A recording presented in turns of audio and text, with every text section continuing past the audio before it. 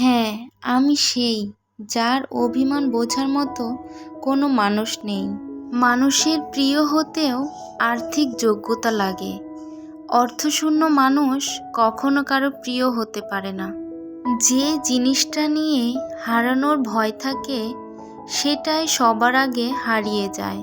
মায়া বড়ই অদ্ভুত, না দেয় ভুলতে, না দেয় ভালো থাকতে।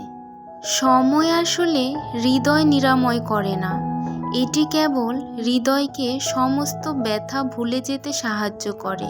তীরের আঘাতের চেয়ে কথার আঘাত অনেক কষ্টকর বলে মনে হয়, কারণ তীরের আঘাতে পাওয়া ব্যথা ও দাগ সময়ের সাথে শরীর থেকে মুছে গেলেও কথার আঘাত কখনোই ভোলা যায় না। মায়া হলো মাকড়সার জালের মতো, একবার জড়িয়ে গেলে তার থেকে বেরিয়ে আসা খুব কঠিন। যেখানে তোমার কোনো মূল্য নেই সেখানে মিছে মায়া দিয়ে কাউকে আটকে রাখা যায় না। যে সম্পর্কের মায়া বোঝে না তাকে গভীরে রাখলেও আপন হবে না। যাকে ভেবে তুমি প্রতিদিন নিজের ভেতর শেষ হতে থাকবে, সেই একদিন তোমাকে বলবে, কে বলেছিল আমার জন্য নিজেকে শেষ করতে। জীবনে যাকে পাওয়া যাবে না, নিয়তি তার সাথেই সম্পর্কটা করিয়ে দেয়।